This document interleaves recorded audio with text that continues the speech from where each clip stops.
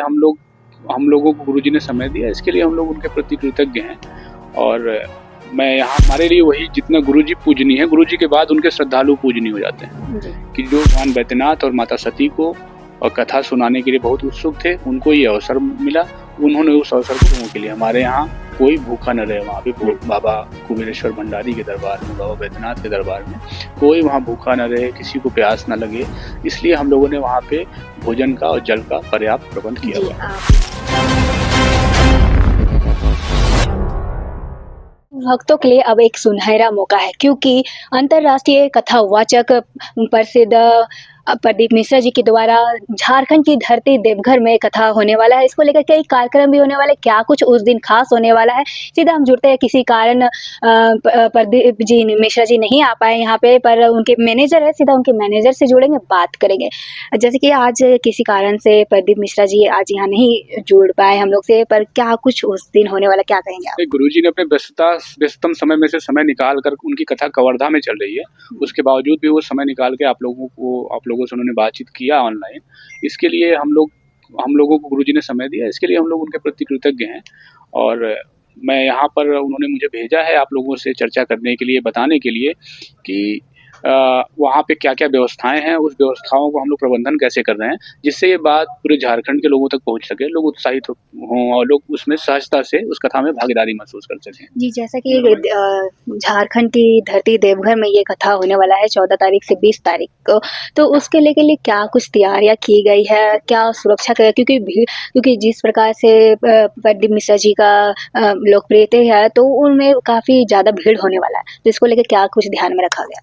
जी, ये तो हमारे लिए एक चुनौतीपूर्ण विषय रहता है कि पूज्य गुरुदेव की लोकप्रियता ऐसी है कि उसमें लोग उमड़-उमड़ के आते हैं। तो हमारा जो, हम लोग प्रबंधन में लगे लोग होते हैं, तो हम लोग का ये लक्ष्य होता है, हमारे लिए वही जितना गुरुजी पूजनीय है, गुरुजी के बाद उनके श्रद्धालु पूजनीय हो जाते हैं कि जो गुरुजी के प्रति श्रद्धा रखता है, वो सब हमारे लिए मतलब कि श्रद्धा का केंद्र है। जी। हम लोग पूरा प्रयास करते हैं कि उनके लिए, उनके आने, मतलब वो जब कथा स्थल पे आ जाएँ तो उनको किसी भी तरह की समस्या ना हो। इसके लिए हम लोगों ने 15 समितियाँ बनाई है। हर समिति के लोग जो है अलग-अलग तरीके से काम कर रहे हैं, अलग-अलग चीज़ों पे फ़ोकस कर रहे हैं कि लोगों को किसी भी तरह की समस्या ना आए। जी, अगर हम बात करें कि अगर झारखंड की धरती देवघर चुनने का, तो क्या कुछ इसके पीछे भी कुछ रीज़न है, क्या है? ये तो बहुत सीधा-सा जो है इसका जवाब है। देवघर पूरी दुनिया में एक ऐसा स्थान है जहाँ पे माता सती भगवान शिव के साथ विराजमान है।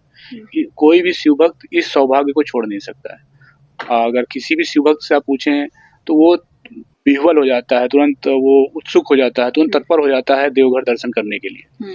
पूज्य गुरुदेव की भी उत्सुकता ऐसी ही है, तत्परता ऐसी ही है। वो भी भगवान बैद्यनाथ और माता सती को और कथा सुनाने के लिए बहुत उत्सुक थे। उनको ये अवसर मिला, उन्होंने उस अवसर को आगे बढ़ के स्वीकार अगर किया। वॉलंटियर की बात करें तो कितने संख्या में वॉलंटियर इकट्ठा होने वाले हैं? प्रशासन से आप लोग को क्या सहयोग मिल रहा है, क्या कहेंगे इस पर? हम लोगों ने 500 वॉलंटियर तैयार किए हैं, वहीं के स्थानीय लोगों से, अलग-अलग सामाजिक वर्ग से, कुछ लोगों ने व्यक्तिगत रूप से, वहाँ पे जितने भी सामाजिक संगठन हैं, उन लोगों ने वॉलंटियर्स दिए हैं। इस तरह से लगभग 500 वॉलंटियर्स तैयार हुए हैं। इसके साथ ही जो प्रशासन है, प्रशासन भी वहाँ पूरा सहयोग कर रहा है। हम लोग एक कोऑर्डिनेशन बना के चल रहे हैं प्रशासन के साथ। प्रशासन हमको जैसे कहता है, हम वैसे उसमें परिवर्तन करते हैं, उसको परिमार्जन करते हैं, उसको वैसा विकास करते हैं। जी, तो और उस दिन क्या कुछ होने वाला है, जैसे कि भंडारा वगैरह, आप लोग क्या कुछ करने वाले हैं? हम लोगों ने श्रद्धालु दूर-दूर से आते हैं और सबके लिए एक शहर में रुकने का प्रबंध नहीं हो सकता है, एक शहर में खाने का प्रबंध नहीं हो सकता है। इसको दृष्टिगत रखते हुए, और दूसरी बात, श्रद्धालु गुरुजी के भंडारे को एक प्रसाद के रूप में ग्रहण करते हैं। इसलिए हम लोगों ने सभी लोगों के लिए, हमारे यहाँ कोई भूखा न रहे। वहाँ पे बाबा कुबेरेश्वर भंडारी के दरबार में, बाबा बैद्यनाथ के दरबार में कोई वहाँ भूखा न रहे, किसी को प्यास न लगे, इसलिए हम लोगों ने वहाँ पे भोजन का और जल का पर्याप्त प्रबंध किया हुआ है। आपने बोला कि भोजन का और जल का आपने व्यवस्था किया है, तो ऐसे में काफ़ी संख्या में लोग इकट्ठा होंगे, हो सकता है लाखों की भी संख्या में। तो ये जो फंडिंग है, वो कैसे कर पा रहे हैं आप लोग? फंडिंग हमारी जो है, खास तौर से ये कथा जो है ज्योतिर्लिंग की कथा है, तो ज्योतिर्लिंग की कथा व्यक्तिगत किसी की नहीं होती है। वो भगवान शिव ही उसमें जो है यजमान होते हैं, भगवान बैद्यनाथ इसमें यजमान है।